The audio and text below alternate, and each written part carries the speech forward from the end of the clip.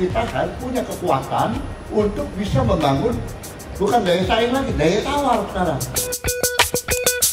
Kamu tidak akan bisa maju kalau kamu tidak punya karya yang mempunyai dampak terhadap masyarakat. Teknologi itu adalah driver dari perubahan.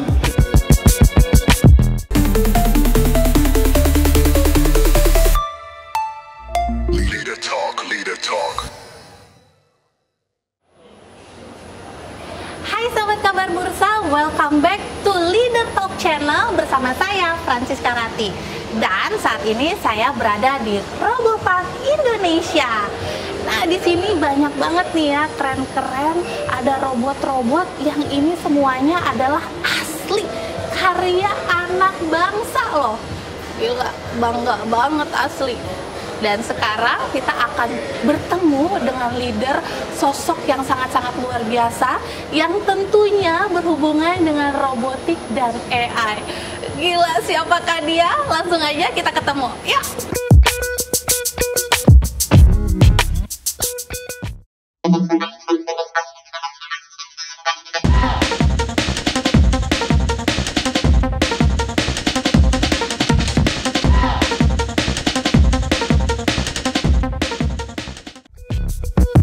Inilah wahana edukasi robotika pertama di Indonesia, Robopark.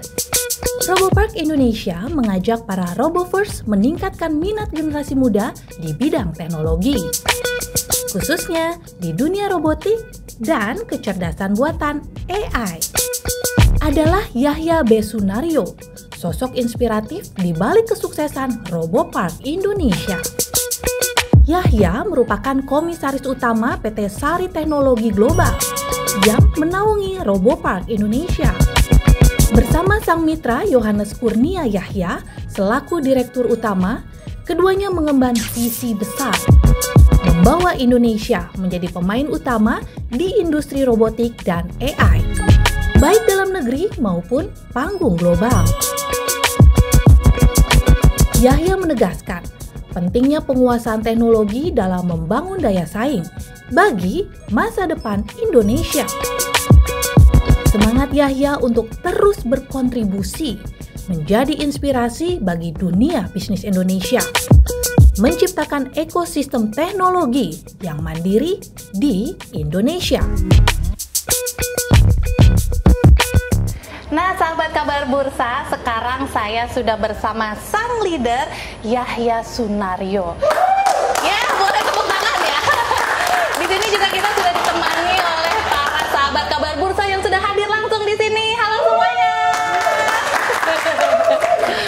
Dan tentunya juga ditemani ya, Pak Yahya ditemani dengan Pak Yohanes selaku CEO dari Robopark Indonesia, dan Pak Yahya adalah komisaris utama Robopark Indonesia. Emang tadi ya kalau misalnya pas aku masuk nih ya Pak Yahya, begitu masuk ke Robopark Indonesia ini kayak berasa back to the future gitu loh. Kayak bawahnya pengen bip bip bip bip gitu. Masuk planet lain. Masuk planet lain. Ini keren banget. Aku tuh nggak pernah nyangka ya ternyata tuh robotik dan AI kita tuh udah semaju ini loh. Dan ini sebelum kita bertanya lebih lanjut nih ya soal robotik dan AI, aku pengen dengar dulu dong dari seorang komisaris utama. Tentunya gonjang-ganjing ekonomi saat ini kan lagi gimana ya kalau bisa dibilang ada perang dagang lah, terus udah gitu ekonomi juga kayaknya lagi lesu. Untuk bisa bertahan di dunia teknologi itu kan nggak gampang ya. Nah itu gimana nih Pak Yahya bisa? Pakai istilahnya gonjang-ganjing. Kalau ngomong gonjang-ganjing, gonjang-ganjing. Gonjang-ganjing juga kita kan. Seperti Yanwang, mobil yang buatan China kan, gonjang-ganjing mobilnya. Baik, ya terima kasih Rizka, saya juga ucapkan selamat datang. Ini orangnya banyak sekali, ratusan orang. Ratusan, sampai nggak muat loh ini Robopark ya. Nggak muat di ruangan. Saya sebagai komisaris utama sekaligus juga ketua Siolisi Forum Indonesia, dan juga saya wakil ketua bidang perdagangan BPN Dewan Pimpinan Nasional Apindo. Juga di perhimpunan Tiongkok Indonesia sebagai ketua bidang bisnis dan ekonomi dan beberapa organisasi lain. Saya cukup aktif. Tentunya juga di Indonesia Professional Speaker Association yang digadang oleh Pak Tony De Kaiser. Oh iya, yang mana sih orangnya? Yang mana sih orangnya? Oh, ada ya. Situasi ekonomi memang kalau dibilang sedang tidak baik-baik saja, betul. Dan katanya Indonesia gelap. Saya juga nggak tahu gelap atau nggak ya. Tadi di jalan kok terang-terang aja ya. Oh iya, di sini cuma terang. memang perjalanannya itu bisa yang biasa mungkin 1 jam karena macet merayap. Kali ini hampir 2 jam. Ya. Artinya ekonomi hidup. Oh. Karena kontainernya banyak banget. Kalau tidak kontainer kita bicara ekspor. Dan pelemahan ekonomi dalam arti rupiah itu dan juga karena perang dagang. Dampaknya itu apa? Buru-buruan ekspor dulu. Wah, cepat-cepat karena sedang relaksasi 90 hari, 60 hari, 90 hari. Tapi karena kemarin saya juga ada pertemuan di Kemendak, ya, besok kita pengas. Menurut saya kita nggak perlu khawatir. Ekonomi memang akan dinamis. Semakin lama ekonomi dunia itu sangat dinamis. Dan kita kadang-kadang terlalu reaktif. Dalam pertemuan kemarin dengan Kemendak bidang kebijakan publik dan juga dihadiri wakil dari Eurochamp, Sekretariat Komnas Uni Eropa, kemudian dengan Kementerian Luar Negeri bidang kebijakan juga, saya menyampaikan mewakili Apindo bahwa kita Indonesia adalah negara ya, yang kaya dengan natural resources, ya, sumber daya alam. Dan setiap negara yang punya sumber daya alam yang berkelimpahan itu pasti akan mendapat tekanan dari negara maju. Kurang lebih begitu, supaya dia tidak akan menjadi semakin maju. Teknologi transfer ada setengah, kalau nggak seperempat, supaya tetap ada dependensi, ketergantungan dari negara yang maju. Nah itu adalah hal yang wajar, lumrah dan sangat natural. Oleh karena itu yang ditantang dari Indonesia dan negara yang setara seperti Indonesia itu adalah berjuang untuk mengejar kemampuan. Nah, salah satu keunggulan yang kita harus bangun itu sekarang adalah keunggulan teknologi. Jangan cuma dulu keunggulannya upah murah, ya kan? Jadi tukang jahit, sumber daya banyak, ya kan? Silahkan dikeruk, ya kan? Kemudian dibawa ke sana, kita dapat apanya? Ini sudah bertahun-tahun loh, sejak dari zaman dulu Orde Baru, kemudian reformasi, sekarang kembali lagi katanya neo Orba dan sebagainya. I don't care, apapun istilahnya, karena kita harus tetap hidup dan kita tetap harus survive. Tantangan buat masyarakat Indonesia, bukan hanya pemerintah, karena pemerintah cuma 5 tahun ya, cuma 5 tahun. Nanti ganti 5 tahun lagi. Tapi kita hidup dengan melalui fase banyak kabinet. Dari kita lahir sampai sekarang udah berapa kabinet? Coba, cukup banyak ya. Saya lahir masih zamannya Soekarno, ya kan? Nah, udah lahir belum? Belum dong. Katanya buru-buru pak lahirnya kayak saya aja belum. Belum ada robot tuh ya jawabnya. Jadi ekonomi memang tidak baik-baik saja. Seluruh dunia juga sedang mengalami dan dinamika ini disrupsinya adalah disrupsi bukan disrupsi teknologi. Saya katakan sekarang adalah disrupsi kebijakan. Setiap negara melakukan kebijakan-kebijakan yang kemudian akan melandasi fakta-fakta perjanjian perdagangan dengan negara lain, baik itu bilateral maupun multilateral. Nah, ini perlu pemahaman masyarakat Indonesia. Kita perlu cerdaskan bahwa kita harus punya kekuatan untuk bisa membangun bukan daya saing lagi, daya tawar sekarang. Kalau cuma daya saing susah, tapi kita punya daya tawar. Lo maunya begini, gua maunya begini. Seperti kita dengan Uni Eropa, perjanjian SEPA, ya Comprehensive Economic Partnership Agreement, itu 9 tahun nggak kelar-kelar. Saya juga pernah ikutan ngotot. Dan wakilnya waktu itu untuk Indonesia for Global Justice. Dan saya katakan orangnya dari Perancis tapi di Malaysia. Saya katakan kita sedikit keberatan kalau segala sesuatu kita harus memahami kemauan Eropa, Uni Eropa. Tetapi, we truly expect you to understand Indonesia, our position. Nah ini yang repot kan. siapa sih orang-orang di Indonesia, menteri-menteri di Indonesia yang menjadi orang-orang yang dapat dan piawai melobi, ya kan? Bukan hanya pandai bicara, tapi pandai melobi. Kalau pandai bicara, ya mereka juga nggak usah ikut IPSA itu ya, udah jadi speaker beneran ya kan. Tapi sekarang yang penting adalah melobi. Jadi nanti kita perlu bikin kelas khusus di IPSA, ada kelas bagaimana melobi. Cara negosiasi Ya, penting. tingkat politik dan tingkat dagang itu beda loh, ya kan? Dan kalau sudah dari tingkat dagang jago, tambah naik tingkat politik. Dan Anda bisa masuk ke organisasi-organisasi untuk ikut serta dalam perundingan. Nah ini penting sekali. Jadi saya tetap optimis. Ekonomi Indonesia begini, saya optimis. Bulan depan saya akan membawa beberapa UMKM dan juga mendampingi pengusaha ikut pameran sus di Indonesia di Cambodia. Negara yang keren dengan judi online ini. Tapi saya bukan judi online di sana ya. Ini negara yang punya prospek. Jadi kita jangan terpaku sama Amerika, jangan. Karena Amerika adalah Amerika.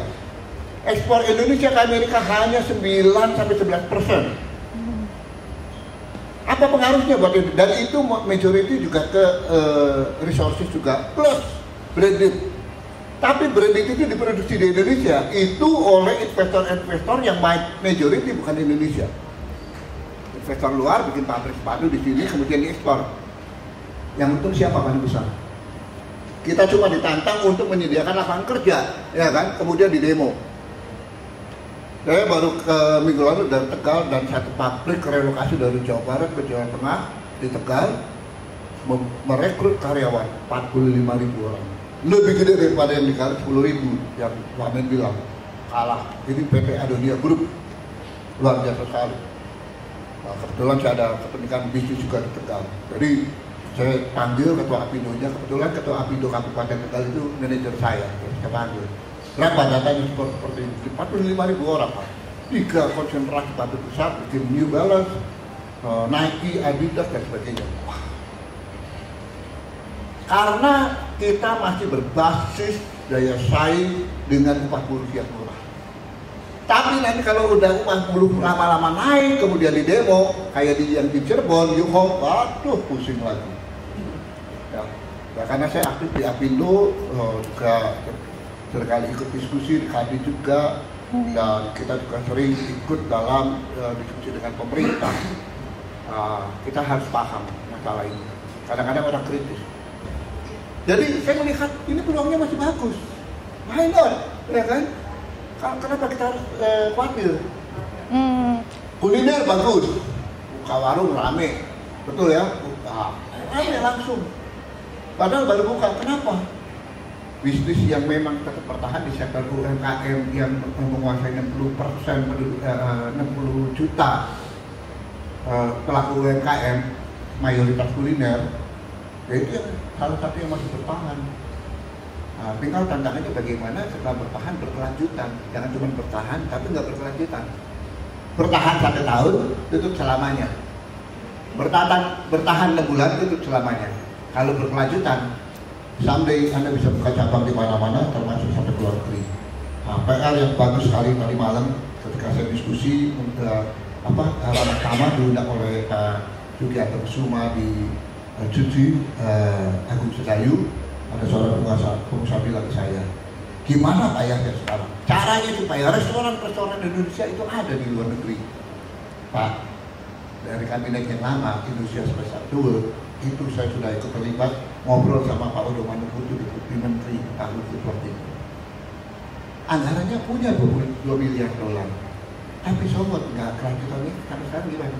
Sudah ganti menteri ya ganti kebijakan, akhirnya menguap begitu saja. Sedangkan kalau kita keluar negeri, restoran Thailand ada, Malaysia ada, Korea ada, Vietnam ada, Indonesia nyarinya susah banget. Ini PR buat kita. Indonesia tetap punya prospek, tergantung bagaimana kita menyikapinya. Begitu Siska, pemanasan yang panas. Iya panas banget sih. Boleh tepuk tangannya loh, jangan malu-malu. Ini luar biasa, baru satu pertanyaan tapi insight-nya udah banyak banget nih ya masukannya. Sampai bingung mau nanya apa lagi ya, kayaknya udah dijawab semua nih. Tapi kalau misalnya aku boleh simpulin tadi Jadi sebenarnya meskipun dengan kondisi gonjang-ganjing tadi ya, ini masih ada prospek ke depan. Yang penting kita tahu how-nya, bagaimana untuk melihat moving forward-nya, bagaimana kita melihat ke depannya tuh harus seperti apa gitu.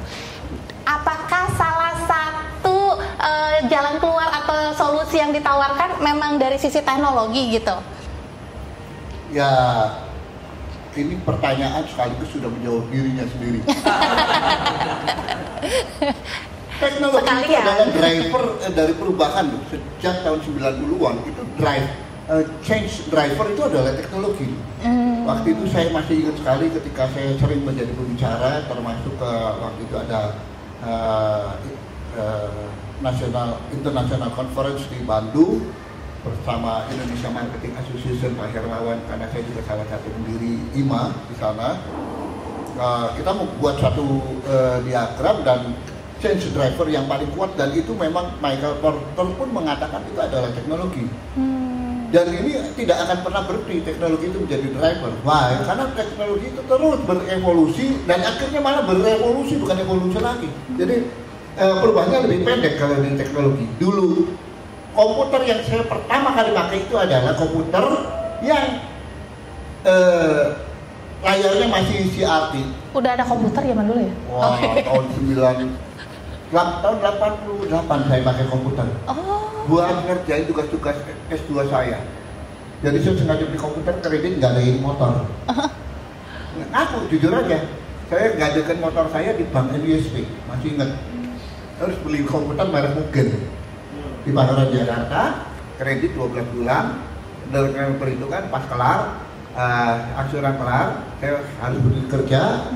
Tapi kemudian saya bisa mengerjakan tugas dengan enak sekali di rumah. Komputernya besar, layarnya itu masih CRT, CRT itu cathode ray tube, ya. Kemudian prosesornya masih 8088 MHz. Jadi kalau dinyalain, masih ngalamin itu ya. Ya kan?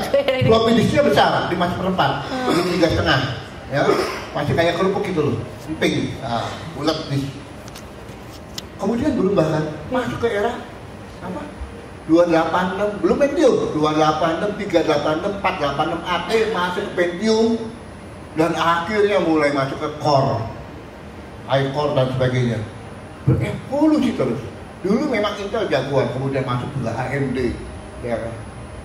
American Micro Device, masuk lagi yang lain, waduh luar biasa. Dan komputer dulu besar, makin lama makin kecil. Akhirnya sudah handphone sama komputer jadi satu. Dulu seluler saya pertama tahun 90 loh, 6 kilo beratnya. Backphone, karena saya sudah jadi pimpinan perusahaan, harus saya cepat dikasih fasilitas backphone merek Nokia 6 kilo. Baterainya itu segede diktat, buku diktat saya waktu S2, film Kotler yang tebel begini. Waduh, itu kalau pergi Jakarta Bandung saya naik pesawat Merpati, masih yang buatan IPTN. Keren loh, pas lagi turun pesawat, telepon, kok bunyi, ada telepon masuk. Cuma orang gini loh, gila nih, masih single lagi, wah ini ya kan tuh. Saya ngalamin sekali seperti itu, dapat fasilitas. Di mobilnya masih dipasangin lagi Dencall, telepon mobil 082220950, saya masih ingat nomornya. Nah, cuman berapa? 9 angka. Kemudian masuk ke 10 angka, tapi nggak bisa SMS, belum ada. GSM baru mulai era SMS. Tapi handphone kemudian yang gede, segede botol Aqua, Motorola 9810 SL. Wah, saya masih ingat, bisa dicandal sini. Celana bisa melorot sebelah. Kemudian Microtech Motorola yang ditilep, ya kan? Wow, terus bergeser. Sekarang astagfirullah. Dulu bawa handphone masih harus bawa kamera digital. Atau kemudian bawa lagi PDA, Personal Digital Assistant, O2, ya kan? Jadi saya udah ngalamin HP, saya pakai O2, saya pakai HP. Aduh, karena kebetulan saya bisa beli HP dapat diskon khusus di BRK. Saya konsultan BRK juga pada saat itu. Jadi ini sejarah yang luar biasa. Teknologi saya ikutin terus. Saya membantu BRK belajar lagi teknologi. bikin komputer di Indonesia. Vendornya siapa? Foxconn. Foxconn itu tahu ya, yang sebagian komponennya itu dari Foxconn. Keluarlah komputer buatan Indonesia, mereknya Reliant. Itu merek saya buat dari kata to rely on, ya bisa diandalkan. Nah itu sejarahnya, maka dengan saya dengan Pak Po juga dekat, sejarahnya dari sana juga. Jadi teknologi itu driver. Dan makin ke sini teknologi sudah tambah canggih. Iya. Bertemulah saya secara nggak sengaja dari biasa dengan seorang yang saya pikir ini anak muda ya, gondrong. Oh. Berjur ngobrol. Nah, waktu itu setelah ngobrol lama-lama, COVID. Oh iya. Zaman COVID. Ini anak muda yang sudah tidak muda lagi sebenarnya. Dia itu bisa membuat ventilator pertama di Indonesia. Dan itu sangat membantu untuk penderita COVID di Indonesia. Dan ternyata setelah ngobrol, otaknya bukan otak ventilator, otaknya macam-macam, robotik, AI, segala macam, ngomongnya masa depan. Wah, ini cocok nih. Dua orang pemimpi ketemu gimana? Iya. Mimpinya kan besar, tapi harus punya semangat yang sama untuk eksekusinya. Ya, mimpi, dream, dan eksekusi, ya kan? Nah, ini nanti ada ceritanya juga. Dan orang anak muda itu memang juga menurut saya gila juga pemikirannya, bukan orangnya, pemikirannya gila. Selalu bikin terobosan gitu loh, maunya menembus batas. Kenal anak orang itu? Ciri-cirinya bisa disebutin nggak? Ya ciri-cirinya masih gondrong tapi nggak segondrong dulu, kata-kata. Imut-imut mukanya nggak? Nah, kamu ngomong imut-imut. Jangan-jangan kamu sudah kenal ini ya. Sudah kenal kayaknya ya. Oke, silakan ada perkenalan. Ada yang kenal? Ada yang kenal? Siapa yang disebutin Pak Yaya barusan? Siapa? Oh iya.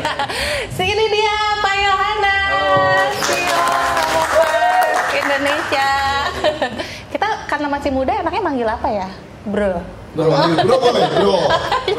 Nah, nanti di luar boleh manggil aku. Oh iya. Beb, salah. Itu di luar nanti ya. Kalau Beb tadi kamu dikiranya minta baby bed. Oh iya benar. Beneran dia mau manggil bro aja ya. Bro aja, biar bro makin aja, bro. akrab kan. Bro, aduh jadi gak enak nih. Iya.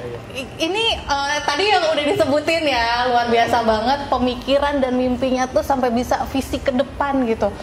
Bahkan menciptakan ventilator pertama di Indonesia itu kok bisa. Gimana sih caranya bisa kepikiran gitu terjun, apalagi di dunia robot dan AI yang ini kan nggak semua orang tuh ngerti gitu, ini dunia apa sih gitu. Sampai sekarang pun kayaknya masih jarang ya orang ngerti penggunaan AI pun, meskipun udah terkenal nama AI itu, tapi nggak semua tuh ngerti apa sih maksudnya AI dan robot tuh. Kok bisa tiba-tiba terjun di situ gitu? Iya. Izin Pak. Oh iya. Harus izin dulu. Bener-bener. Kalau kita sukses itu nggak bisa sendiri, harus punya partner yang baik. Nah, saya ketemu dengan beliau. Wow. Jadi beliau yang mentoring saya sampai seperti sekarang ini, dan masih jauh perjalanan lagi sih. Ini kita baru ya 2-3 langkah Pak, 3 lantai. Dari 10 langkah. 2-3 langkah hasilnya udah berapa ratus meter ini? Amin, puji Tuhan. Jadi saya terperosok ke bidang ini karena memang dari dulu memang peminatan saya itu adalah inovasi dan elektronika. Lalu kemudian berkembangnya itu adalah saat saya punya kursus bahasa Inggris, lalu tiba-tiba ada yang mengatakan begini kepada saya, kamu tidak akan bisa maju kalau kamu tidak punya karya yang mempunyai dampak terhadap masyarakat. Kalau kamu cuma buka kursus, murid kamu 2.000, guru kamu 75, itu tidak bisa memberikan dampak. Percaya nggak nanti kalau kedepannya itu adalah kursus tidak ada lagi? Saya bilang benar, saya percaya sih. Waktu itu eranya tahun 2002, murid saya 2.000 saat itu. Lalu kemudian saya pikir, oke lah, saya mau kembali kepada fitrahnya saya. Fitrahnya saya adalah elektronika. Nah, kemudian saya mengatakan saya pengen buka sekolah robot Indonesia yang mengajarkan anak-anak menciptakan inovasi produk anak bangsa. Jadi siapa tahu nanti Indonesia bisa punya AC mereknya Paijo, ya kan misalnya gitu. TV mereknya Bejo, ya kan sekarang udah ada Polytron ya, syukurnya ya. Jadi seperti demikian lah. Nah itu harapan saya. Dan dari harapan tersebut mengalir, makanya kita bilang percaya dan tetap komit Pak, tetap konsisten. Kalau tidak kita komit dan tidak konsisten, kita berhenti di tengah jalan, ya udah hilang. Itu rumusnya itu aja. Nah kita tetap percaya bahwa Tuhan pimpin kita. Kalau Tuhan tidak pimpin kita, mungkin kita udah terlewat lah. Nah ya syukurnya akhirnya saya ketemu dengan beliau waktu di era COVID, dan saat itulah saya mulai ketemu. Wah, polanya demikian. Di situ saya baru melejit itu Pak. Dulu tuh awalnya kita punya sekolah robot itu tahun 2009. Dan itu cuma punya murid paling 7 sekolah. Satu sekolah sekian ratus lah. Nah saat itu yang kami punya adalah kita cuma ngajarin anak robot-robot kecil-kecil, cupluk gitu loh. Dan itu sekarang kalau saya lihat, wah kita nggak mungkin seperti sekarang ini kalau lihat di belakang nih, teknologi yang zaman sekarang kita bisa buat. Kalau kita nggak lewatin satu jembatan itu. Dan saya tidak menyesali, saya naik turun, jatuh bangun, Pak Jimmy tahu saya jatuh bangunnya seperti apa. Jadi ya itulah ceritanya, terperosok di dalam dan terus jalan dan kita tetap komit dan Tuhan izinkan. Jadi awalnya, oh iya boleh tepuk tangan. Keren banget sih. Jadi awalnya tuh mimpi punya sekolah dulu sebenarnya ya. Awalnya mimpi punya sekolah untuk ngajarin anak-anak biar bisa bagaimana caranya ngebangun robot seperti itu. Akhirnya jadilah seperti ini RoboPark Indonesia. Keren banget sih. Boleh tepuk tangan lagi loh. Saya kan tuh penasaran ya, kadang-kadang kalau orang pintar tuh tiap hari makannya apa gitu. Enggak beneran. Kadang-kadang kan itu dia bangun tidur tiba-tiba kayaknya gue mau bikin robot gitu kali ya. Kayaknya gue mau bikin robot jalan. Gimana? Tiba-tiba bisa kepikiran gitu gimana ya? Enggak gitu-gitu amat ya. Itu kalau yang lapang begitu biasanya bangun tidur utang gue nambah nih. Iya, biasanya kan kalau kita yang biasa kayak gitu ya. Jadi kalau tuh orang pintar gimana tuh kalau lagi makan gitu ya, makan, kalau kita kan biasa makan mie ya. Tiba-tiba kayaknya lucu deh bikin robot makan mie gitu. Kayak gitu nggak? Lifelong learning. Oh. Belajar itu adalah seumur hidup. Iya. Never ending. Kita belajar terus karena saya juga kalau nggak belajar, ketemu beliau di awal COVID dan kita sama-sama ke Pak Terawan waktu itu menteri dan di awal COVID. Dan saya di situ akhirnya memacu diri buat belajar lagi. Karena apa? Satu, saya harus mengimbangi beliau. Kedua, saya juga mengimbangi ngobrol dengan anak saya yang di Kanada yang juga AI kan. AI-nya lebih canggih lagi, udah ke dunia kesehatan. Dia sedang mengajar PhD dan saya juga udah mulai bingung. Dua-duanya juga akhirnya mendalami AI, tapi kakaknya yang lebih canggih lagi. Dan itu kalau ke Indonesia itu belum ada yang manfaatin kecuali Kementerian Kesehatan sadar bahwa itu sangat bermanfaat untuk men-tracking penyebaran pandemi dan sebagainya. Jadi menurut saya kita itu yang paling penting bukan masalah makannya apa, makannya tetap di warung nggak apa-apa, apalagi kalau warung Bu Mary ya yang enak itu. Iya benar. Ada ya ini kalian promosi karena ya. memang biarin orang suka makanan daerah ya. Walaupun di sana itu ada Indomie Bangladesh. Banyak sekarang ya. Kenapa Bangladesh? Iya, kenapa coba? Karena itu yang jualan itu di Zimbabwe namanya Bangladesh. Bukan Bangladesh beneran, Bangladesh. Namanya Lades. Ternyata ya, kalau misalnya yang kisah nyatanya seperti itu ya. Jualannya namanya Doni, Bang Doni, beda lagi. Nanti Bang Yohanes enggak. Ya, Bang Yohanes. Nah, jadi itu belajar aja tiap hari baca, kemudian pilihlah, masuklah, bergabunglah dengan komunitas yang benar. Komunitas pembelajar, jangan komunitas yang cuma hura-hura, hahaha. Minggu ini Paragon City, minggu depan sini, minggu kali ini hahaha, dakduk kepik segala macam. Ya, kita temennya nambah, otaknya nggak nambah. Iya lagi. Tapi keluar duitnya, rekeningnya, tagihan kartu kreditnya juga nambah. Tagihannya nambah. Iya, tagihannya nambah. Tapi ini loh, kan katanya investasi leher ke atas, ya kan? Yang ini diinvestasi leher ke bawah, yang penting kenyang minum, lakluk, pulang-pulang langsung mimpinya tambah tinggi. Kenapa? Karena dari jalannya goyang alias tinggi.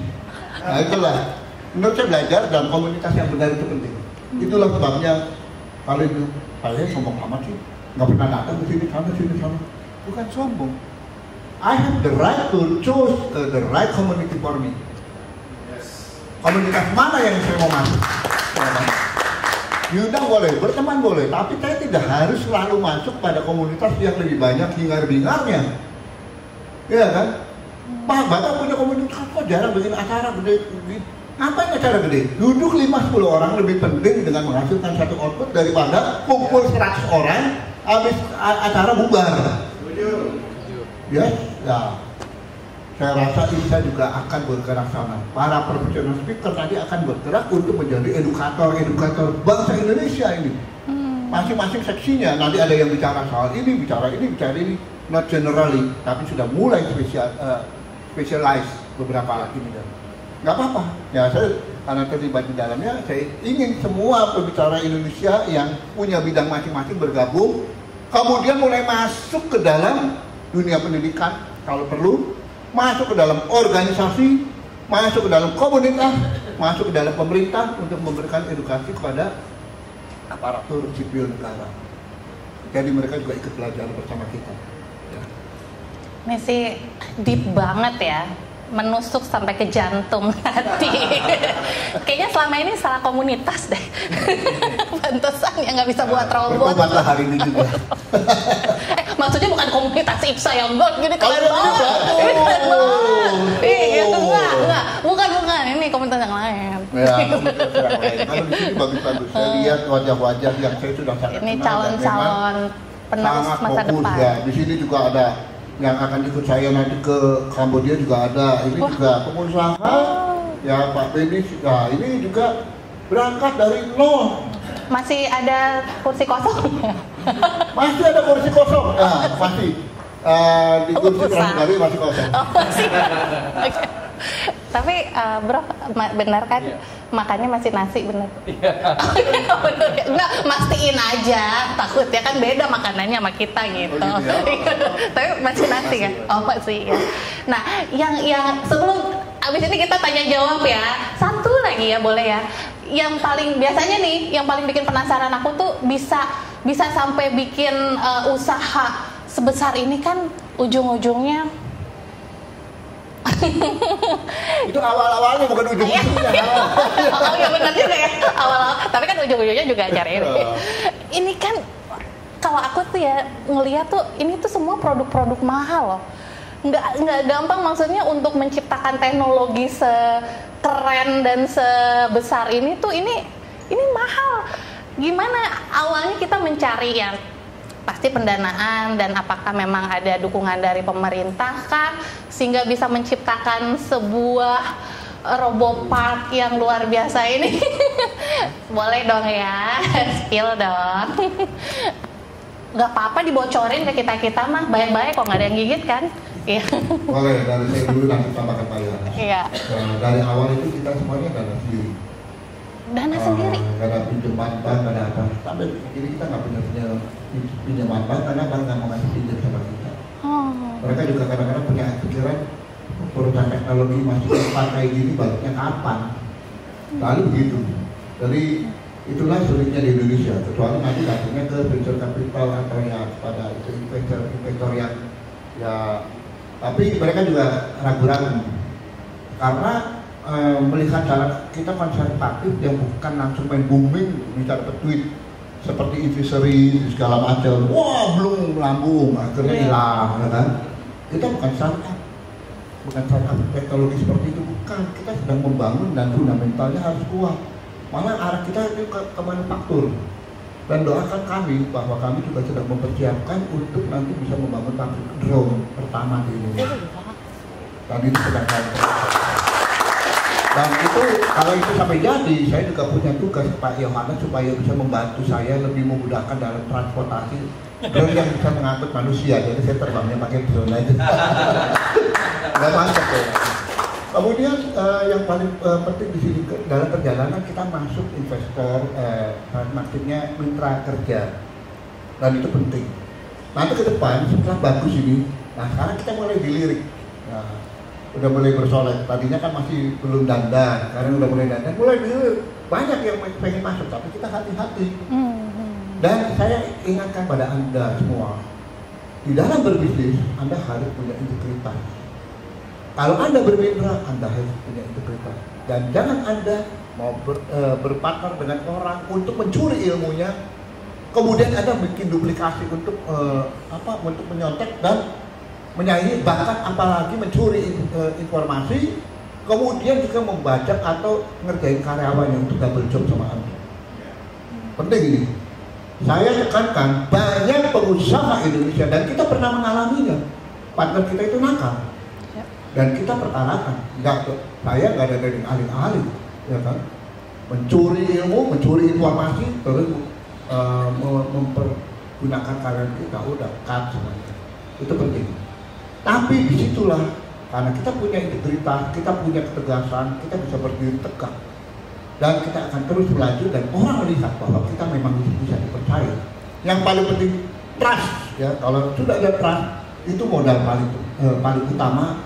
Walaupun uangnya habis banyak di awal, tapi nanti kita akan bisa panen di kemudian hari. Dan yang terakhir, kalau kita sudah berhasil, jangan lupa kita harus jadi saluran berkat. Diberkati untuk memberkati, jangan cuma kemudian ya tambah sedang sendiri, malah makin serakah, ya. Ini paling penting. Dan waktu kita menjadi berkat bukan hanya di akhir, tapi pada saat perjalanan. Bukan berarti pada saat kita belum cukup, kita nggak mau jadi berkat, nanti aja. Enggak. Tapi kita melatih diri kita, ego kita, untuk memang menjadi berkat sepanjang hidup kita, selama perjalanan hidup kita. Ya, jangan nunggu nanti kalau sudah sukses, sudah kaya, baru kita berbagi berkat.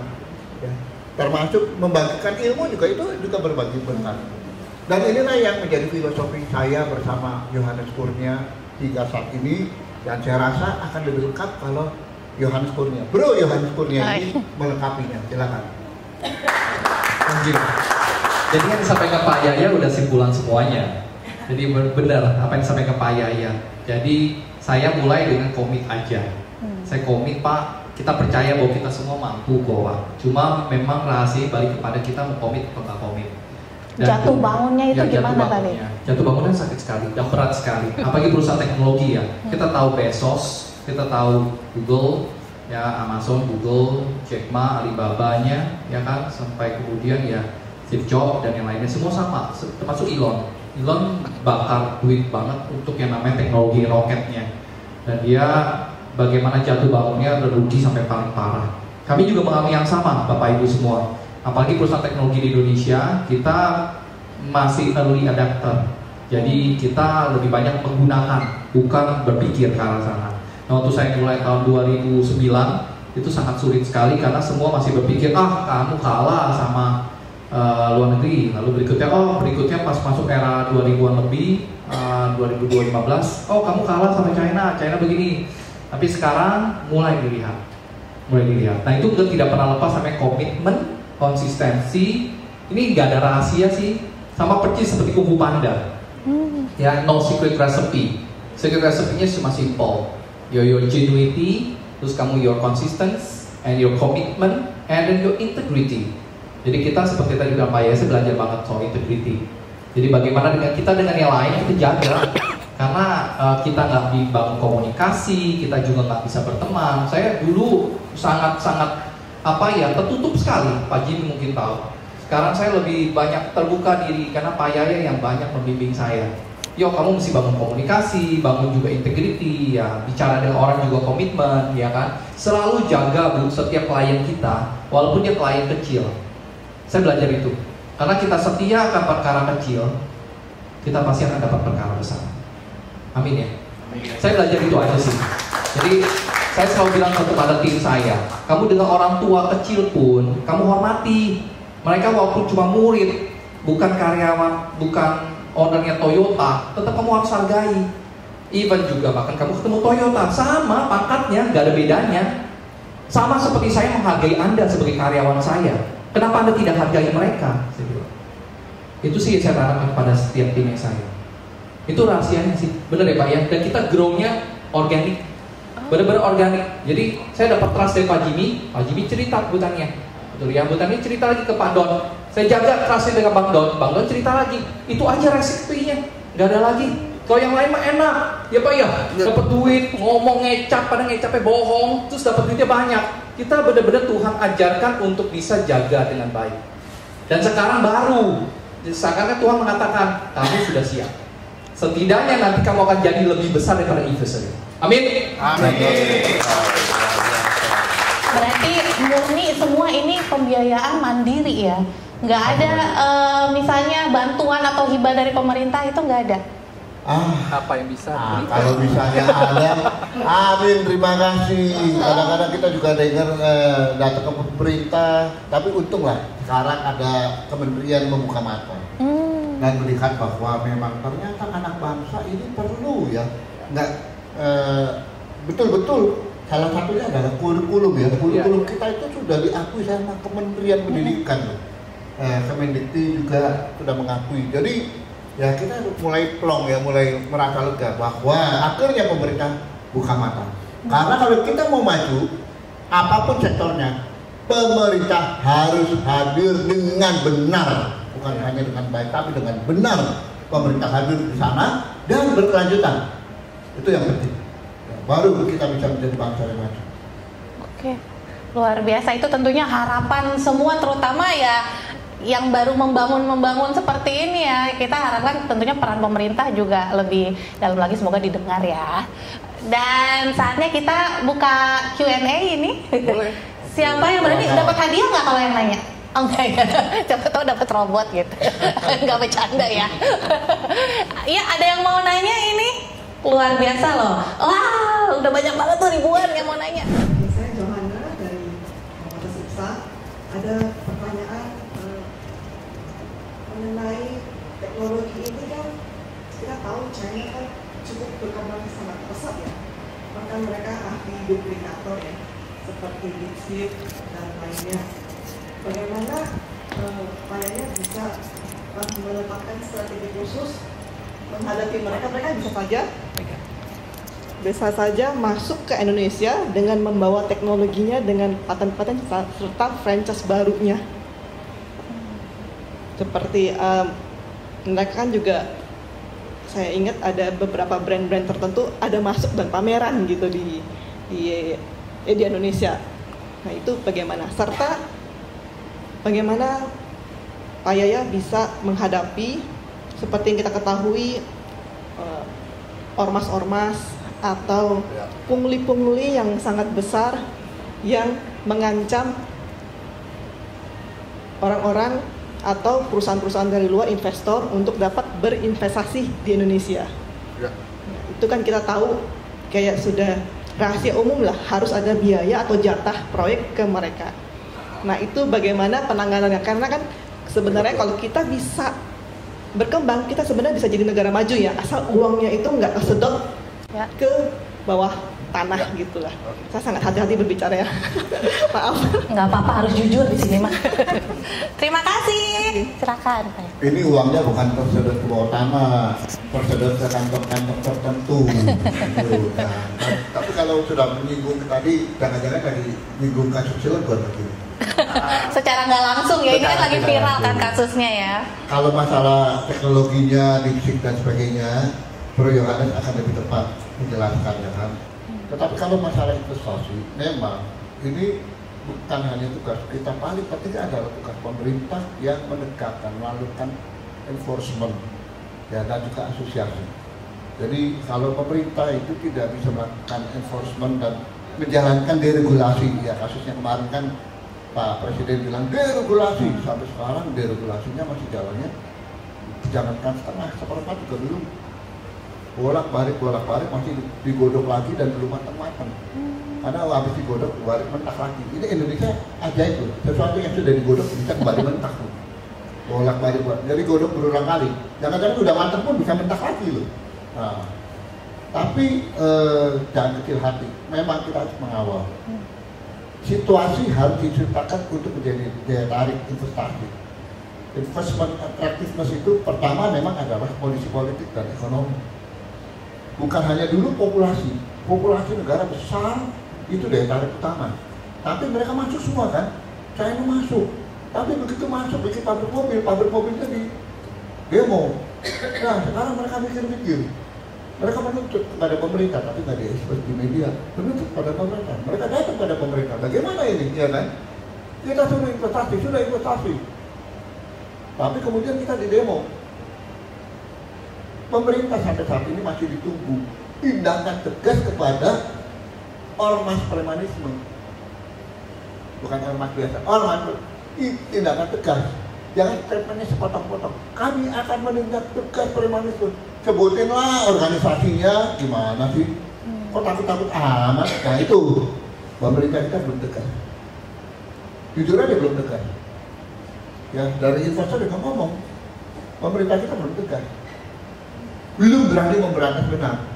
Kenapa? Masih lebih berani lebih dekat Jenderal Sutioso. Mengatakan, tolong itu loreng-loreng yang dipakai. Pakai baret merah, loreng-loreng. Nah itu salah satu contoh, ya kan? Karena memang itu menjadi bias, ya kan? Yang mana yang aparat, yang mana tidak, bukan aparat. Maka malah oknum-oknumnya bukan aparat lagi, jadi keparat. Ya saya agak kasar, karena memang kasihan. Yang jadi korban siapa? Masyarakat. Coba masyarakat yang diperas, investor, ya kan? Akhirnya boro-boro 8%. Triwulan pertama aja 5% nggak nyampe. Harusnya triwulan pertama bisa 5,1. Nggak nyampe. Triwulan kedua mengkhawatirkan. Ingat loh, retail kita ini dropnya cukup dalam. Masuk triwulan kedua, triwulan ketiga. Ini kalau pemerintah tidak melakukan ya intervensi, ekonomi kita ini akan stagnan. Ya, stagnan udah bagus kalau nggak kejeblos. Ya, kalau stagnan kan stagnan. Kalau kejeblos dalam lagi. Utang luar negeri jatuh tempo. Nah, jadi itulah PR-nya besar. Tapi balik lagi, situasi untuk investasi harus membuat mereka nyaman dan aman dan menemukan mitra yang tepat. Beberapa waktu yang lalu di kantor inti itu datang investor itu ke China dan ada yang satu yang menunggu. Saya mau investasi, tapi saya udah dikerjain izin nggak beres-beres. Kemudian ke kantor yang di Kebun Siri datang lagi satu lagi. Ini izin sama BPOM nggak beres-beres. Bingung juga ya. Semua udah dipenuhi, tapi nggak beres-beres berbulan-bulan. Nah, terus siapa yang ngurusin? Yang ngurusin hilang, nggak tahu kemana ribanya. Duit udah diterima. Ayo. Kita tidak pernah bisa memberikan jalan tol untuk investor seperti Vietnam. Semua beres. Makanya kasus Cilegon benar. Baru mau investasi udah didatengin semuanya rame-rame. Ya kan? Nggak kira-kira. Bukannya membantu malah udah langsung menadahkan tangan. Ya kan? Nah, jadi ini PR besar. Semoga kita semuanya juga bisa ikut mengedukasi, memberikan virus-virus positif bahwa mari kita membangun bangsa yang beradab. Karena adab ini penting sekali, lebih tinggi daripada ilmu. Itu jawaban saya. Oke, semoga terjawab. Atau kalau masih masalah teknologi yang DeepSeek segala macam ada jawaban singkat, tapi ini bagus sekali dari Pak Yus. Silakan, Bro. Ya, jadi yang DeepSeek dan teman-teman, ya kita juga kan sebagai bangsa yang negara ketiga. China dulu juga ada bangsa negara ketiga, sekarang udah masuk ke negara pertama. Ya kan kita tahu ada urutannya seperti Israel, Jepang, ya kan Amerika Serikat itu negara teknologi pertama, ya kan. Nah itu kita tuh sebenarnya teknologi ketiga. Nah bagaimana strateginya kita sebagai teknologi ketiga? Kita berteman Bu, jangan dilawan, ya kan. Dan kita punya kemampuan dan membuat kita genuine itu menjadi patokan pertama.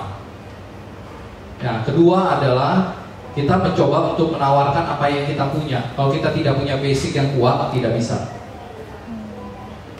Seperti itu. Jadi saat ini kami kalau ditanya lawan kamu yang China begini. Ya kalau menurut saya lawan saya sama saya masih canggihan saya. Kenapa? Karena saya sinergi sama mereka. Mereka lawan saya tidak sinergi karena dia tidak punya teman technical. Nah, dia masuknya ke trading. Pas dia masuk ke trading sama kita, dia kalah. Kenapa? Karena kita bisa modifikasi. Nah, yang partner sama kami itu senang karena kami bisa modifikasi. Contoh, misalnya kerja sama ibu dari restoran Korea, ibu modifikasi, ya kan? Ibu kekuatannya misalkan saya nggak tahu apa ya, ibu punya kemampuan bisa memodifikasi, ibu modifikasi makanannya. Nah, itu yang kami lakukan. Akhirnya, waktu kami masuk dalam trade, orang pada bingung. Kita maju dengan produk A, dia maju dengan produk baru yang nggak ada, yang dimana spesifikasinya ada di produk A, tapi dia nambah produk baru. Nah, itu bingung tuh mereka tuh. Tapi tetap saya jualin produknya dia. Paham ya maksudnya ya? Nah, itu kemampuannya kami. Nah, kalau ada yang mau niru seperti kami, ya dia mesti lewatin dulu jatuh bangunnya selama belasan tahun. Nah, yang ingin saya coba elaborasi dengan Bapak dan Koko nih adalah untuk kompetensi. Jadi kalau untuk di BUMN kan soft kompetensinya ada akhlak yang amanah, kompeten, harmonis, loyal, adaptif, kolaboratif. Nah, tetapi akhlak, iya.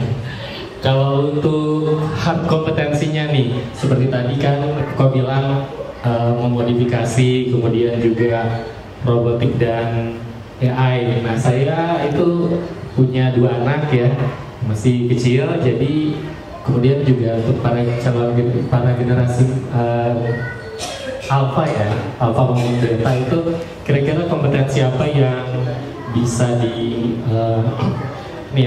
dibekali, khususnya yang teknikalnya. Kalau untuk soft kompetensi sih insya Allah bisa gitu ya. Itu jadi agar daya tadi ya, tidak hanya daya saing tetapi juga daya yang lebih itu bisa dimiliki oleh para generasi muda kita. Kalau Anda bertanya seperti itu, saya jawabnya paling gampang. Anda hobinya apa? Ya, satu, ada orang yang membangun kompetensi dari berdasarkan hobi, ya kan? Kalau suka masak, akhirnya dia jadi sangat kompeten memasak. Baru begini, oh ini saya tahu, ini. Nah, itu, ya kan? Karena berangkat dari apa yang dia suka. Ada juga yang membangun kompetensi by learning, karena dia belajar. Dan continuous learning yang dipelajari berkelanjutan dan dipraktekkan, learning by doing, itu menjadi kompetensi juga. Tapi kalau yang tadi sudah jadi bakatnya dan hobinya, itu sebabnya saya katakan pakai rumus PIS. PIS, PISS, PIS kok nggak enak ya? Apa tuh artinya? Passionnya dulu, yang pertama passion dulu, I-nya idea, ya. Kemudian S-nya sustainability. Nah, baru yang terakhir itu spirit. Ya, jadi harus ada passionnya. Ada passionnya kemana? Passion itu biasanya dari hobi dan kesukaan. Makanya ada pepatah mengatakan, do what you love, what you do. Sukai pekerjaan Anda, sukailah hobi Anda, lakukanlah berulang. Kalau Anda tidak lakukan berulang, itu pasti jadi kompeten. Ya? Jadi skill Anda. Kalau knowledge itu Anda belajar, tapi kompeten, menjadi kompeten itu by learning, by doing, by learning and by doing.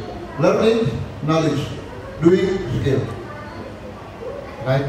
Itu aja singkat. Pertanyaannya lebih lengkap lagi. Ya, kalau saya technical ya, kalau dia bagi generasi Alpha maupun yang generasi sebelumnya, milenial dan Z, itu kita mesti melengkapi diri kita dengan teknologi AI. Jadi dia harus mempelajari tentang komputasi, Pak. Jadi kalau sekarang anak TK diajarkan tingkat berpikir komputasi, Pak. Jadi misalkan tingkat berpikir komputasi adalah dia dikasih soal, Pak, lalu kemudian disuruh menyelesaikan soal cerita tersebut dengan cara terefektif dan efisien. Contoh dikasih adalah bagaimana caranya kamu dengan kasus sedang keadaannya seperti ini, lalu kamu mengganti ban mobil. Apa yang langkah yang kamu lakukan? Nah, itu anak TK atau anak SD bisa dilatih. Ada yang bilang, oh ambil dulu dongkraknya. Ada yang bilang, buka dulu pintunya. Nah itu Pak, diajarin Pak. Sama seperti Anda merangkai hamburger. Bagaimana supaya cepat, seperti si McDonald. Cepat sekali dia dalam merangkai hamburger. Itu komputasi berpikir Pak. Itu adalah skill yang mesti diajarkan dari sekarang. Dulu kita kepikirannya adalah bagaimana kita titik-titikin kertas berwarna sampai jadi gunung. Bener ya? Generasi kita dulu ya. Sekarang generasi itu nggak bisa, Pak. Anak TK udah diajarkan itu karena kita sudah dibanjiri dengan yang mana informasi begitu banyak. Buka anak TK lihatnya TikTok. Saya lucu deh, ya kan? Buka lihatnya anak TK pertama kali YouTube. Kita udah terdistraksi. Kalau kita nggak bisa mengajarkan mereka seperti demikian, nanti mereka adalah cuma melihat tren yang ada di dalam situ. Yang kedua adalah mulai ajarkan dia skill terkait tentang menggunakan teknologi. Teknologi yang paling dekat adalah komputer. Ya, tabnya dijadikan buat mainan, Pak. Tapi bagaimana Bapak masukkan permainan-permainan yang memang membutuhkan komputasi berpikir, langkah demi langkah. Banyak kok, Roblox salah satunya, ada kan? Cuma memang nggak semuanya sih. Nah, yang terakhir adalah mereka bukan cuma belajar tentang itu, tapi mereka belajar hard skill. Hard skill itu adalah di Amerika Serikat tuh bagus banget loh, Pak, ngajari mereka lupa. Mereka kenal disebut dengan apa sih namanya STEAM gitu ya. Mereka tuh belajar mengerti tentang gimana sih caranya madamin api, gimana sih caranya tuh adalah life skillnya kamu menggunakan obeng. Ada yang ganti baterai di apa sih namanya remote TV aja salah, Pak. Kebalik, Pak. Sekarang negara kita mau jadi apa? Kalau misalkan dia cuma ganti baterai aja terbalik, lalu kemudian yang ada adalah dia nari, Pak, di depan, Pak. Bayangkan tuh kalau Bapak lihat nih di TikTok anak TK dan SD nari-nari seperti itu, ya kan? Yang lagu-lagunya terus mereka diharapkan joget seperti itu. Mau jadi apa negara kita? Tapi di China, wah mereka belajar, Pak, di kereta aja belajar menggunakan handphone cuma 1 jam 1 hari, Pak. Serius, Pak? Saya nanya, kan saya kan waktu itu ke China kan baru-baru ini sebulan lalu beli sesuatu ya komponennya. Lalu setelah saya beli, saya lihat ada anak-anak tuh, ya kan mereka main, Pak. Pas mereka main, gak ada satu pun pegang HP. Terus saya kebetulan kenalan sama mereka. Terus saya tanya, kamu ada punya nama WeChat nggak? Ah, no, kita nggak pernah pegang handphone. Handphone kami cuma diberikan 1 minggu 1 kali, itu pun 1 jam. Wah, kenapa? Regulation. Itu aja sih. Thank you. Oke, semoga terjawab ya. Sayang sekali nih kawan-kawan bursa, nggak semuanya. Terakhir, disiplin itu. Disiplin. Iya, disiplin. Iya, ini sayang sekali nggak semuanya bisa tanya jawab, tapi nanti abis ini mungkin bisa ngobrol langsung ya dengan Pak Yahya dan Bro Yohanes. Ini saya ada pertanyaan pamungkas untuk masing-masing ya. Untuk Pak Yahya dulu deh. Untuk menjawab tantangan teknologi ke depannya tuh kunci suksesnya apa? Karena kan salah satu tantangan yang teknologi itu biasanya berhadapan dengan manusia ya, seperti saya nih. Biasanya yang tersirat, aduh robot AI. Jadi kayak manusia seakan-akan nanti akan berperang melawan robot kayak apa ya, kayak film-film Transformer gitu kan. Kayaknya masa depan kita bakal kayak gitu nggak sih gitu. Nah, bagaimana menjawab tantangan itu dan kunci sukses kedepannya seperti apa? Nah, untuk Bro Yohanes nih, sekarang lagi mengembangkan apa dan kedepannya akan seperti apa? Sama kira-kira kunci suksesnya akan seperti apa? Gitu. Silakan Pak Yahya terlebih dulu. Baterai itu ada 3A. A ya. Dan saya pakai rumus 3A. Yang pertama itu adalah adaptasi. Beradaptasilah. Ya, lingkungan kita ada hal-hal baru, ya kita beradaptasi loh. Ya kan? Menyesuaikan diri, ya pakai alat mesti bisa, itu tadi dijelaskan. Kedua, adopsi. Ilmu itu harus diadopsi. Ilmu harus kita pakai, ya, hal baru kita pakai. Dan yang ketiga adalah adjust. Lakukan penyesuaian hidup kita dengan teknologi yang sudah ada. Jangan sampai dulu pengalaman tahun 90 mobil fasilitas kantor saya pertama pakai power window. Supir saya dari sebelumnya akornya masih begini, diganti mobil baru pakai power window. Begitu mau bayar parkir, dia nyari, Pak, ini mobil nggak ada penerangan jendela. Wah, saya bingung. Itu dipencet, yang mana yang dipencet? Ya lihat dulu jalan. Padahal gampang sekali ada di depan, ya kan? Karena dia tidak bisa melakukan adjustment, ya kan? Harus diedukasi. Maka 3A itu penting. Ya, kita adopt dan adjust. Maka kita bisa mengikuti perkembangan teknologi. everybody. Ya, itu saja. Mantap. Kunci suksesnya 3, luar biasa. Tepuk tangan boleh loh. Silakan, Bro Yohanes, seperti apa nih? Yang kita lagi kembangkan saat ini adalah bagaimana kita itu adalah menancapkan produk kami dan produk kami dewasa. Itu yang kami sedang lakukan, Pak.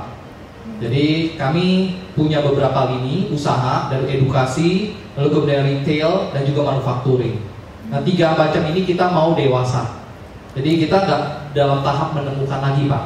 Tahap kami adalah mendewasakan sehingga produk tersebut diterima masyarakat dan matang.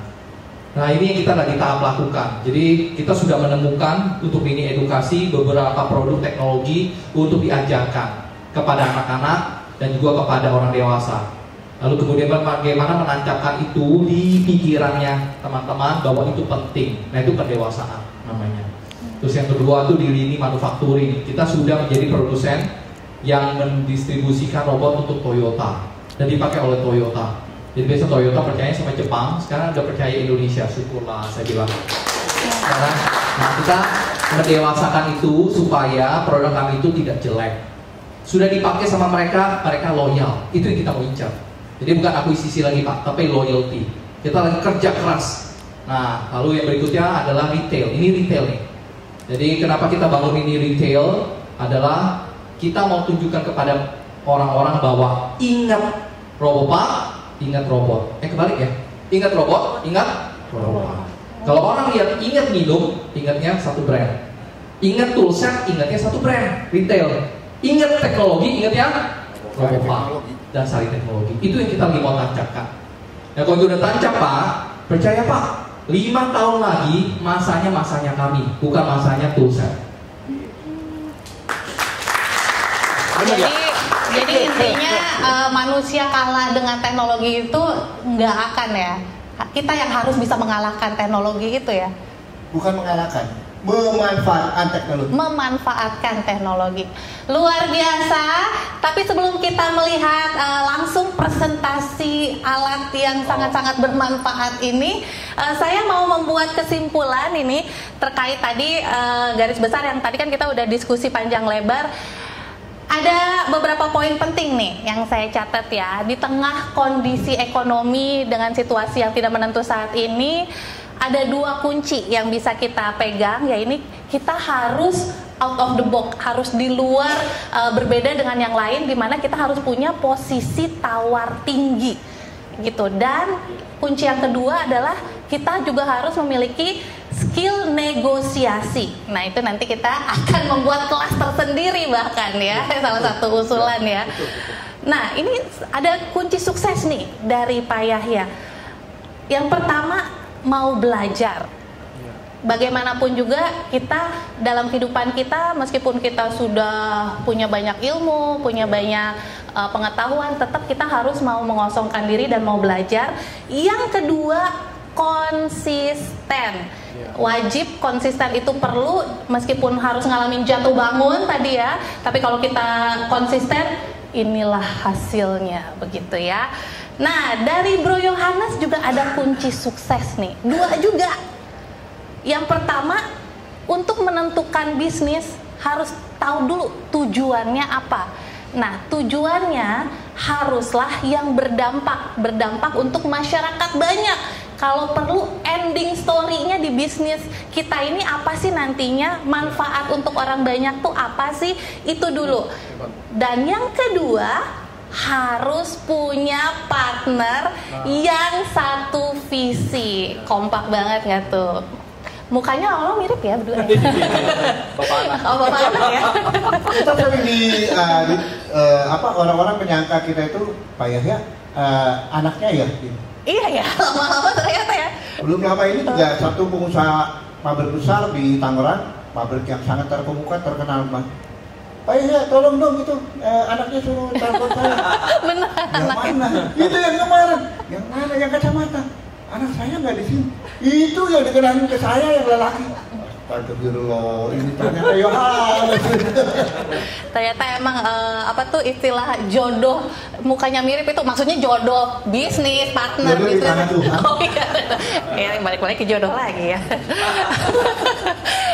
Nah, ini nih penting juga nih, bagaimana cara memulai. Ini tuh yang paling menusuk tadi ya. Yang pertama, cari komunitas yang benar. Jadi sekarang mulai filter pertemanan lagi kayaknya ya. Kita harus cari filter pertemanan di mana komunitasnya harus benar, bukan yang hanya untuk hura-hura doang, tapi justru yang mengembangkan daya pikir dan tentunya bermanfaat buat kita. Dan yang kedua, integritas. Itu penting banget. Jangan kita masuk sebuah bisnis ujung-ujungnya cuma untuk nyuri ide orang. Akhirnya nggak jelas gitu mau bisnis apa. Tapi kalau udah mau masuk sebuah bisnis, ya jalanin sampai finish. Bener ya? Oke. Yang ketiga, trust. Trust itu penting banget, harus dibangun karena itu kepercayaan itu gimana caranya benar-benar modal utama banget, terutama kalau mau cari investor, apalagi mau ujung-ujungnya punya klien, harus bangun trust. Nah, ada tips yang saya catat nih dari Pak Yahya tadi ya. Ada 2 bagaimana tips sukses, yaitu peace. Masih ingat nggak singkatan peace? Peace. Apa? Passion, terus idea. Ketiga, Sustainable. nggak boleh nyontek intinya. Sustainable. Terus, waduh, nggak nyimak berarti. Nggak pengen ngetes aja, ternyata masih nyimak ya sampai akhir ya Pak Yahya.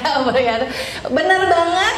Harus punya passion, lalu kembangin ide, udah gitu keberlanjutan sustainability, dan semangatnya, spiritnya dijaga terus ya. Dan yang terakhir, A3 itu penting banget ya. Adaptasi, adopt, dan adjust. Benar nggak sih bahasa Inggrisnya? Adaptasi, adopsi, dan adjustment. Adjustment itu penting banget, yang kalau bisa jadi caption sepanjang masa ya, itu yang harus kita pegang, itu kuncinya. Dan dari Bro Yohanes itu penting banget, branding itu penting. Seperti ingat robot, ingat Robopark. Oke, demikian, terima kasih untuk Pak Yahya dan terima kasih juga untuk Bro Yohanes. Saatnya kita melihat presentasi yang luar biasa. Silakan. Jadi ini adalah guru, sebagai guru. Alat ini dipasang di sini. Jadi kalau kita mau ngobrol sama dia hari ini, ngobrol aja sama dia. Kalau kita mau suruh dia catat email, dia catat email. Kalau kita suruh dia untuk temenin kita dalam meeting, dia temenin kita, dia nggak banyak bicara, udah itu dia tulisin kita risalahnya apa.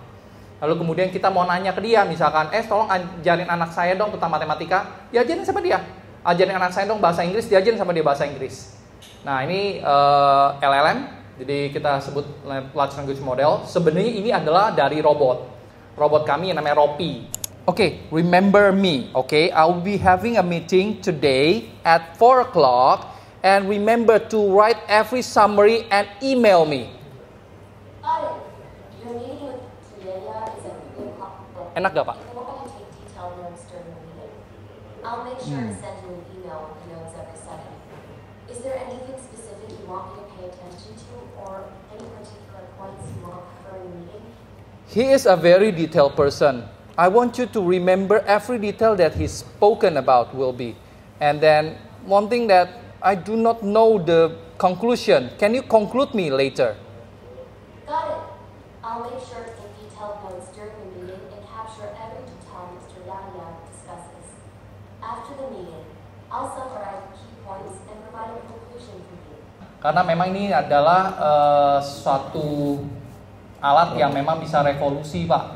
Revolusi pembelajaran. Jadi Bapak tinggalkan dia, ajak ngomong, Bapak ajarin dulu dia. Ingat ya, kamu ngajarin ke anak saya nggak boleh begini ya. Kamu mesti begini-begini ya. Nanti berikutnya ikutin. Saya pernah nyoba Pak presentasi pakai dia. Presentasinya di Sekolah Tinggi Ilmu Pelayaran Perhubungan. Saya ngomong sama dia sepanjang saya naik mobil. Saya bilang nanti kalau saya udah sampai kamu cerita apa yang saya ceritakan. Dia cerita semua Pak.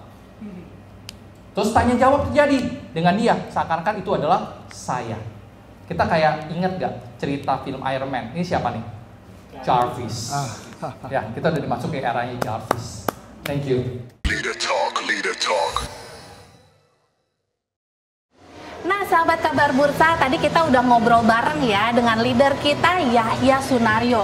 Sekarang kita ingin menganalisa sosok dari sang leader Yahya Sunaryo ini, kali ini dari aspek komunikasinya. Dan sekarang saya sudah bersama speaker partner Coach Doni De Keizer. Halo Coach Doni. Oke, halo pemirsa kabar bursa. Iya, tadi kita udah ngobrol-ngobrol kan sama leader Pak Yahya ya. Nah, kita pengen tahu dong kalau misalnya dari sisi komunikasi dari nih. aspek komunikasi Dari ya. aspek komunikasi. Oke. Gaya komunikasinya leader Yahya ini seperti apa? Jadi gaya komunikasinya Pak Yahya itu oke banget. Jadi begini, karena saya di bidang komunikasi, jadi saya akan analisa dari aspek komunikasinya.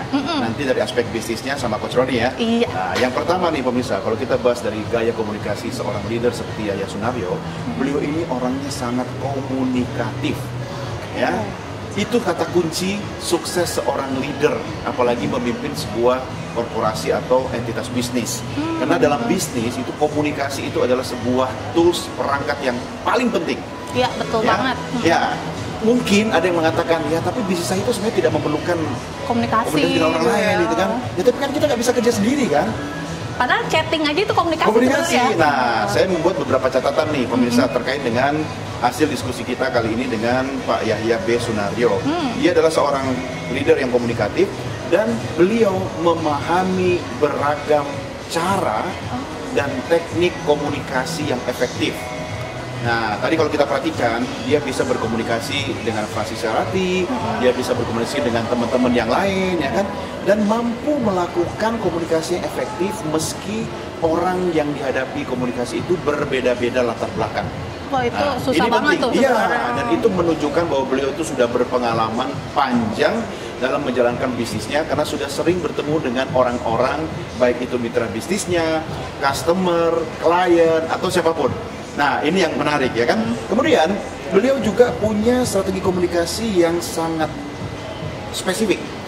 Kenapa, Francisca? Karena bisnisnya yang kita saksikan di sini adalah bisnis industri robot kan? Iya benar. Nah, ini kan sesuatu yang unik, spesifik. Dan nggak semua orang tentu ngerti. Yes.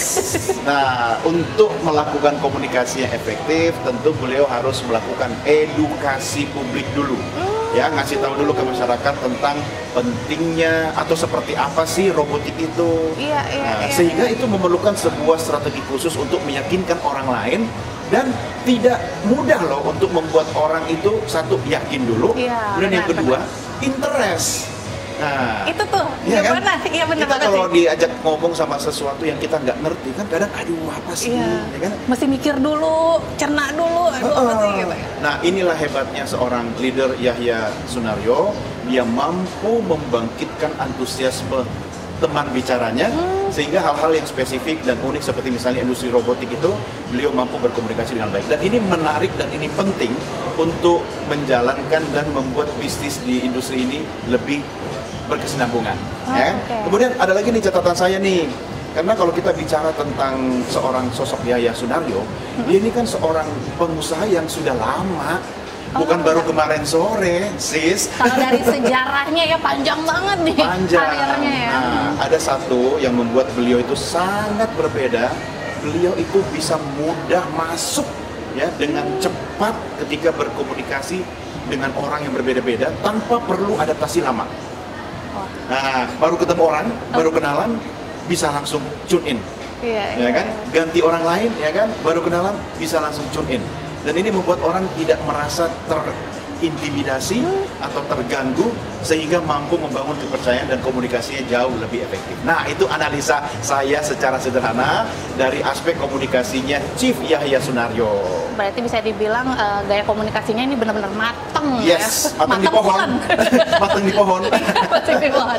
Tapi kalau misalnya dilihat apa sih keunggulan dari komunikasinya leader Yahya ini? Nah, ini kalau kecap, ini kecap nomor 1. Ya kan? Pasti semua orang masing-masing ada keunikannya lah. Yes. Keunggulan dari leader Yahya apa? Saya mencatat ada 3 keunggulan dari Chief Yahya. Ya. Dari aspek komunikasinya, beliau didukung oleh yang pertama, jaringan yang luas. Jadi beliau ini sangat orangnya networkingnya sangat luas. Keren banget. Bener kan? Keren Di mana-mana kita bisa bertemu Pak Yahya. Iya. Di komunitas A, Pak Yahya ada. Di acara B bisa ketemu Pak Yahya. di event C, Pak Yahya juga ada. Nah, itu membuat sosok seorang leader seperti Yahya Sunaryo ini memiliki kemampuan komunikasi yang sangat efektif karena dia memiliki jaringan yang luas. Itu satu keunggulan. Tidak semua loh orang yang menjadi leader itu kemudian dia memiliki pertemanan atau jaringan yang luas. Nah, salah satu keunggulan yang dimiliki Pak Yahya adalah jaringan luas. Yang kedua, beliau ini bisa masuk ke semua strata, semua lapisan. Contoh nih. Padahal kalau kita ketemu Pak Yahya takut-takut ya. Kira-kira mau beda. ngobrol nggak ya? Betul. Gitu kan? Pak Yahya ketemu menteri bisa cair. Ketemu sama misalnya pedagang kaki lima masuk, ya kan? Jadi kalau beliau ngobrol sama pelaku UMKM masuk. Beliau ngobrol dalam forum pengusaha masuk.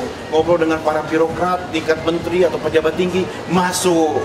Ya kan, dan itu adalah sebuah keunggulan yang kedua. Yang ketiga atau yang terakhir dari catatan saya nih, Pak Yahya memiliki gaya kepemimpinan egaliter, ya, gaya komunikasi kepemimpinan egaliter. Jadi dia itu leader, bukan bos.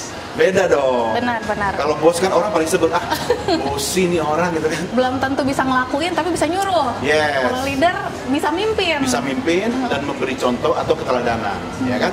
Nah, yang menarik adalah karena seorang leader itu harus membangun komunikasi yang baik dengan timnya, sehingga kadang dia berada di belakang untuk mendorong timnya, kadang dia berada di tengah untuk bersama-sama, dan kadang dia di depan untuk memandu pasukannya menghadapi atau menjalankan aktivitas usaha atau bisnisnya. Jadi itu analisa keunggulan yang saya amati dari sosok seorang leader Yahya B. Sunaryo. Luar biasa. Luar biasa. Aduh, keren banget ya. Untung banget loh kita sekarang bisa ngobrol langsung. Seneng ya? Nih. Kita bisa dapat insight, dapat ilmu banyak ya. Iya, banyak banget. Makanya kalau pengen dapat ilmu lagi, pantengin terus program Leader Talk. Di mana? Di Kabar Bursa. Nah, tadi udah kita ngobrol ya dari aspek komunikasinya. Thank you banget Coach Boni. Luar biasa banget. Sampai ketemu pastinya. Nanti kita bakal ngobrol juga bagaimana dari aspek bisnisnya. Sesaat lagi, check this out. Nah, sekarang saya sudah bersama dengan Business Maximizer Coach Roni nih. Kita sekarang mau mengungkap sosok Pak Yahya itu dari sisi bisnisnya. Kalau misalnya tadi kita seru banget ya, banyak banget ilmu dari Pak Yahya nih. Kalau melihat berarti dikasih ilmu gitu ya? Dikasih ilmu, bukan pusat tapi ya ilmu. Iya. Tapi kalau melihat kira-kira dari strategi bisnisnya Pak Yahya ini seperti apa? Oke, strategi dari Pak Yahya ya. Jadi sahabat Kabar Bursa, dari Pak Yahya sendiri karena memang beliau adalah seorang pebisnis, pastinya beliau itu mempunyai cara strategi tertentu ya. Tadi beliau udah mengatakan bahwa ada kata-kata peace tadi di situ ya. Dan itu adalah di depan. Jadi pas waktu lagi di depan itu adalah sesuatu hal yang baik karena memang segala sesuatu harus dimulai dari passion dulu, makanya tadi dibilang. Nah, kalau ada passion tapi nggak punya ide mau ngapain ya buat apa juga. Dan saya suka satu hal yang dari strategi bisnis Pak Yahya yang ketiga, yaitu ada sustainability, di mana kalau misalnya orang-orang itu kebanyakan berpikir oke, saya yang penting punya aja usaha, tapi masalahnya nanti bisa lanjut kayak gimana ke depan ketika ketemu tantangan itu langsung berhenti. Nah, ini enggak, gimana cara supaya bisa terus. Nah, ini ada sesuatu hal yang bagus karena yang paling penting itu ada di rahasia keempatnya, spiritnya itu. Dan menurut saya ini adalah sesuatu hal yang baik untuk orang punya di saat awal. Nah, ditutup lagi dengan kata-kata Pak Yahya yang terakhir. Bagaimana yang terakhirnya itu adalah strategi dengan AAA itu tadi ya. 3A ya. 3A. Jadi memang apalagi di dalam bisnisnya teknologi itu paling penting sekali adalah bagaimana kita bisa adaptasi. Adaptasi, kita bisa adopsi dan kita. Nah, ini kunci bisnisnya menurut dari Pak Yahya katanya. Adjustment. Jadi sahabat Kabar Bursa, kalau misalnya Anda bisa melakukan bukan cuma adaptasi dan juga adopsi, tapi Anda juga bisa melakukan adjustment, niscaya pasti Anda sukses ke depannya. Gitu loh. Itu keren memang kan? Ini banget yang melekat banget ya. Mind blowing sih. Tapi ada satu lagi nih pertanyaan. Enggak ada 100 tadi ya, Lucia. Karena ini udah diungkap semua kan Pak Yahya ya. Nah, kalau ngelihat nih dari keunggulan bisnisnya Pak Yahya, apa yang jadi keunggulan bisnis seorang leader Yahya? Keunggulan dari seorang leader Yahya ini adalah mereka adalah pioneer. Mereka selalu sebagai seorang pioneer, ya, karena mereka selalu berpikir bahwa sesuatu yang belum ada di Indonesia, mereka yang mengembangkan, dan mereka tadi juga mengatakan bahwa mereka adalah early adopter. Nah, jadi itu adalah sesuatu yang orang belum pikirkan dan mereka mengadopsi itu dan mereka ingin mengembangkan dan menancapkan itu kepada orang-orang di Indonesia. Bahkan nanti saya percaya ya suatu saat ya nih ya akan ada mendunia RoboPark ini. Nah, itu adalah menurut saya adalah keunggulan yang belum pernah ada di Indonesia, terutama dari segi teknologi, di mana mereka berpikir untuk bisa nanti ke depan adalah melakukan dengan adjustment dan mereka pioneer di Indonesia. Memang sakit untuk di awal, tetapi ketika Anda sudah memanen nanti, manis-manisnya itu akan terasa lebih nikmat daripada rasa sakit yang sekarang. Jadi strategi yang sangat-sangat bagus. Saya selalu mendoakan RoboPark selalu menjadi yang terdepan. Keren banget ulasannya. Itu tadi ya kita udah mendengarkan langsung nih dari Coach Roni bagaimana sih keunggulan-keunggulan dan strategi bisnis dari leader Yahya. Luar biasa. Thank you banget. Thank you. Thank you. Dan kita akan closing di sini. Bye bye. Bye bye. Leader Talk, Leader Talk. Gila, seru banget nih. Saya baru saja mencoba menjajal salah satu simulator mobil balap ini. Keren sih, ini buatan lokal karya anak bangsa loh. Cakep banget. Setelah menjajal ini ternyata baru nyadar ya, kalau saya tuh memang bukan pembalap. Tapi hari ini asli seru banget. Kita udah ngobrol banyak dengan leader kita Yahya Sunario, dan kita udah banyak banget dapat inspirasi dan ilmunya ya. Dan kita juga sudah menganalisa baik dari aspek komunikasi dan juga dari sisi bisnisnya tuh seperti apa. Keren banget hari ini. Jangan lupa untuk selalu saksikan terus channel Leader Talk selanjutnya. Dan dukung terus ya channel Kabar Bursa dengan cara like, subscribe, dan share sebanyak-banyaknya. Jangan lupa juga tulis komentar kamu di kolom komentar ya. Sampai jumpa.